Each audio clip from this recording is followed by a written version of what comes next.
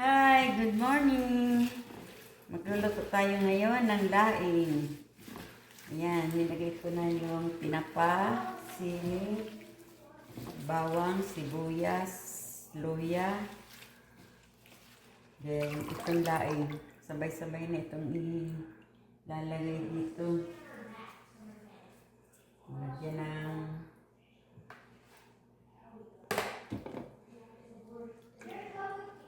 lahat ng ingredients nandito na lahat. Pag nahalo na, dandahan lang apoy. Dandahan lang apoy. Pero yung gata, ihahalo natin itong gata. Nagugas naman ako ng kamay. Ayan. Para hindi na tayo naghalo ng halo. Ganyan pala yan, Nay. Oo. Nay, parang kulang yung gata mo. Ayun, may isa pa tayo. Oo. Pag malapit na itong maluto, ilalagay natin yung isa. Yan, Ganito lang yan. matitikman natin ang original Bicol Laing. Ayan. Ito yung ano natin. Ganito lang yan. Okay, so ngayon ay habang nagluluto ng laing, doon nakasalang, andito ang ating manaykikay sa Amerika with our Q&A para mas makilala natin si Nanay. Si Nanay nga po pala ay magiging representative ng Our Mothers Foundation sa Bicol Region, sa Bakakay. Okay? At uuwi na siya nitong June 19. Pahinga lang siya konti at i-execute niya na yung binigay nating funds para kay Nanay. Ayan, ano bang una nating magandang itanong kay Nanay? Nay, kamusta ang retired life? Masaya. Nakakapunta na kung saan gusto ko. Tapos, na-enjoy ko din yung mga apo ko. At kung gusto kong bumalik dito anytime, bumabalik ako dito para matanggal naman yung kaunting stress. Pagdating dito, dito naman ako sa mga apo ko. Masaya. 2 to 3 times na, no? Kung makauwi ka rito, no? Oo. Ayan. Ang susunod na balik ni Nanay ay November. Kaya yung binigay nating budget kay Nanay na December, at since pumutok naman si Mayon, ay execute na ni Nanay. Hindi na natin patagalin yun. Pagdating ko doon, mamimili ako ng pamimigay natin. Is para sa kanila. Para mayroon tayong maitulong sa mga naapektuhan ng Mayon doon sa evacuation. Doon na lang natin ipamigay. Nung wala pa kami dito, nung ang buhay ko sa Pilipinas, 7 ang anak ko, ayan, mahirap pero kinaya. Nagtatanim ako ng palay, nagagapas ng palay, nagbibilad ng palay, nagpapagiling ng palay. Yan ang buhay ng nanay sa Amerika, ay sa Pilipinas. Okay. Then, Go, Nay. bibilid ng palay, nagpapagiling ng palay kasi asawa ko noon, nagkagwardya. Ako lang ang inaasahan sa 7 kong anak na mag-ano sa loob ng bahay. Kaya ako naman, habang yung asawa ko na tatrabaho, ako naman nagtatrabaho din sa loob namin. Tulong-tulong, hindi yung umaasa lang sa kasama. Pagkatapos, habang nag-aantay na papunta dito, salamat sa Diyos, yung kapatid ko, nakuha kami lahat. Sabay-sabay, 7 anak, kami dalawang mag-asawa. Lahat kami nakapunta rito. Kaya thank you Lord. Thank you sa kapatid kong tumulong din sa amin. Kasi Lord na lang ang marunong mag-ano sa kanya. Saan kayo unang state dito, Nay? Sa Amerika? Dumating kami 2005. Doon muna kami sa Key West, Florida. Then lumipat kami dito sa Reno 2006. So 1 taon lang kayo doon. ano lang, 6 na buwan. Mm. 6 na buwan po, bumalik kami dito. I see. Dito na kami hanggang ngayon. Hanggang sa nakapagtrabaho din ako sa El Dorado. Nag-retire. Ito na ang buhay ko ngayon. Pabalik-balik na lang. Tungkol naman sa trabaho kong pagdating ko dito, nag-apply ako dati sa Fitzgerald, food runner. Yun ang trabaho ko. Nagsara yung Fitzgerald. Oo nga na yan. No? Anong year Nagsara yun? yun. Hindi ko alam kung kailan yun. 2007 yata. Oo. Tapos, nag-apply ako sa El Dorado. Doon na ako hanggang sa nag-retired. Nag-early retired ako ng 62. Hanggang ngayon. Wala na akong trabaho. Yun na lang ang gawin ko. Habang kami nagtatrabaho mag-asawa, hindi niya alam.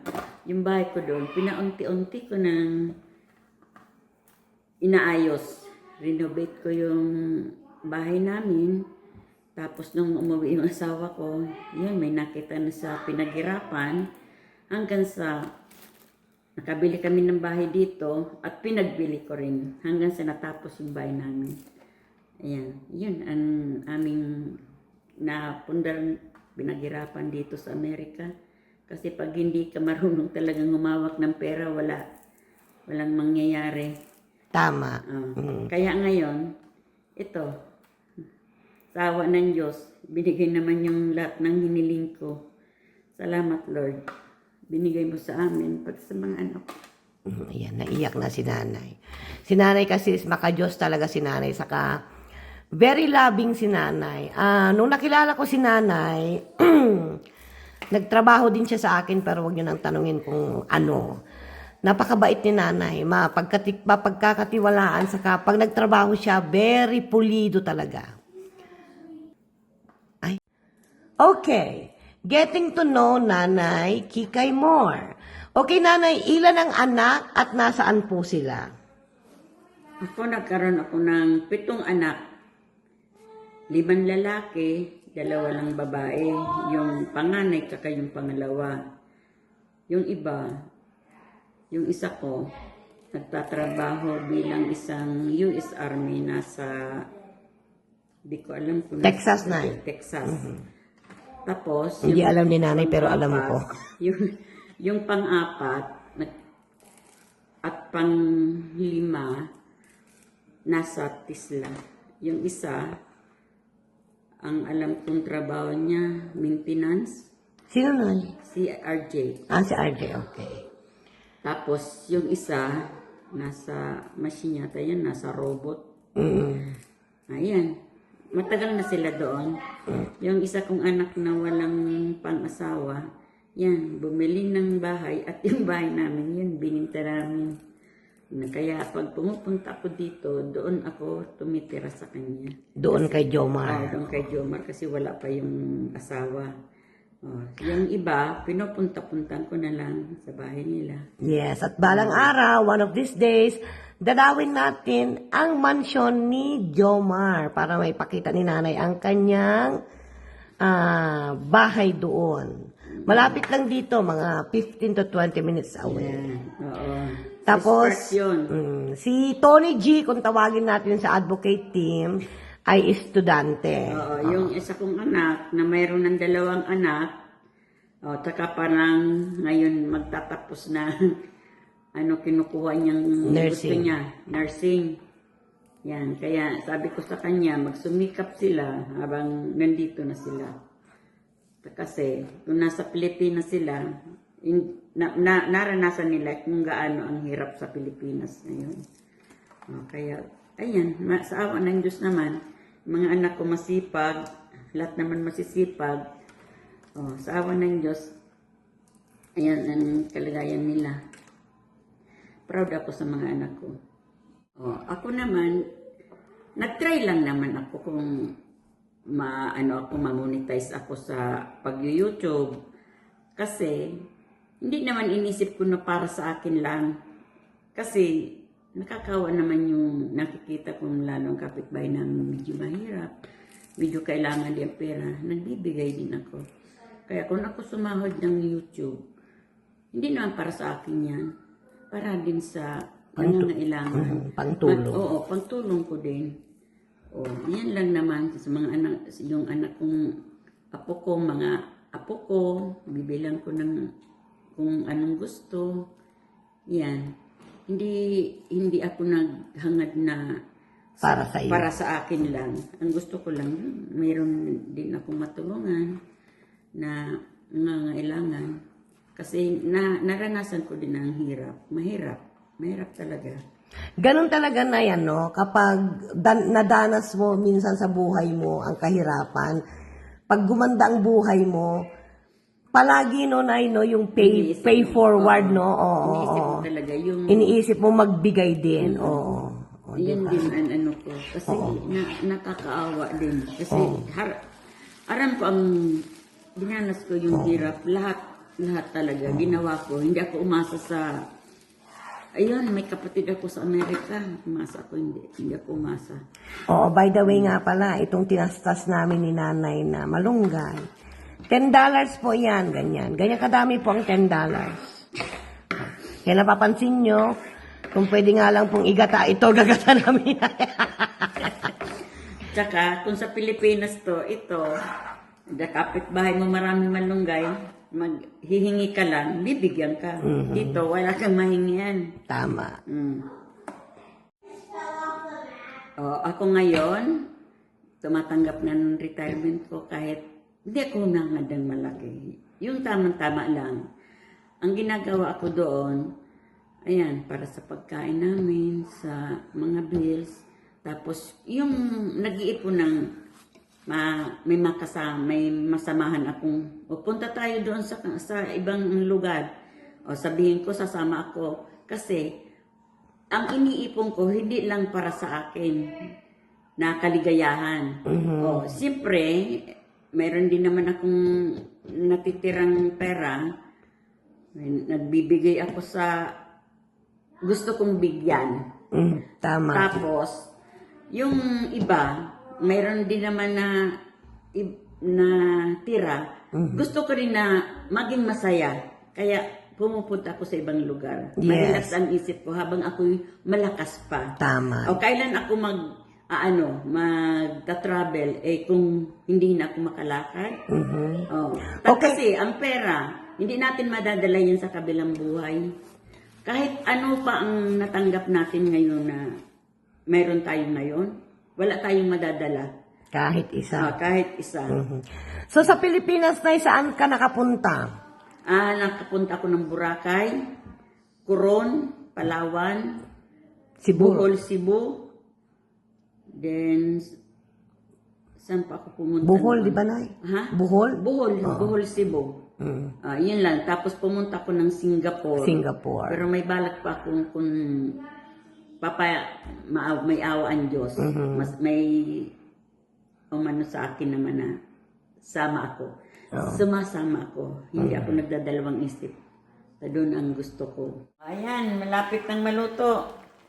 Inaano lang natin yung huling gata. Pag tuyo na ito, patutuyuin muna natin itong gabi. Ayan. Shout out! Mitzi Tigerfield! Bicol Express. Laing! Okay, kaya naman daw, shout out sa mga OFW at immigrants ng advocate team. Pag pumunta si Nanay, let's say sa Hong Kong or Singapore, I would love for you to meet Nanay in person. Okay? Siyempre, i-coordinate natin yan. Pag sinabi ni Nanay na, anak, punta ako ng Hong Kong, o di siyempre, mega love shout out kay Michi at Charlene Medrano. At huwag kayong mag-alala. Si Nanay ang bahala sa inyo, bibigyan ko siya ng konting panglakwatsa ninyo. O yan, saka, yung bukod sa mga traveling na, ano pa yung mga hilig mo? Kasi si Nanay mahilig ding mag-jogging, mahilig mag-walking.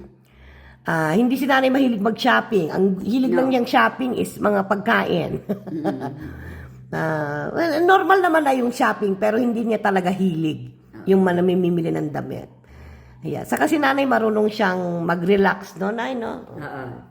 Yung, ano ba yung form of relaxation mo, Nay? Ang pag hindi ako pag hindi ako makapag walking or jogging, diyan ako sa loob ng kwarto ko, papatugtog ako, magsusumba akong mag-isa.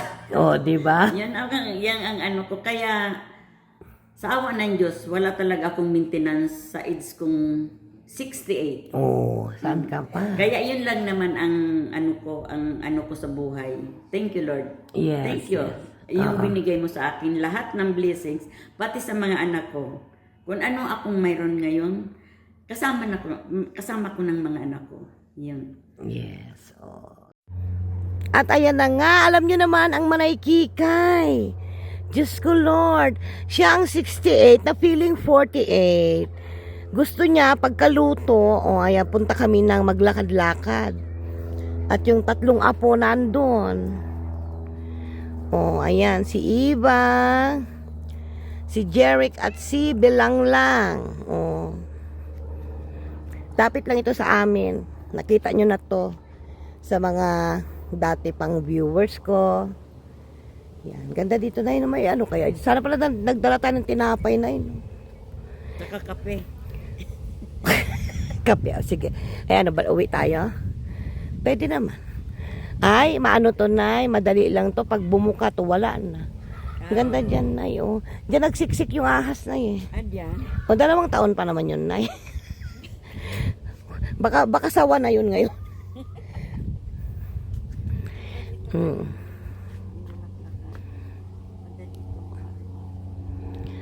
Nay, kailangan mother stem. Hindi yan mother stem na mamatay lang yan.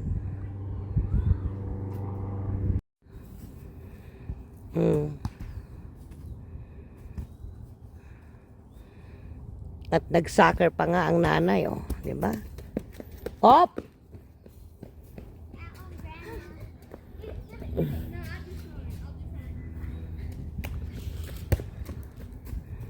Okay. Diba? 3 versus grandma daw.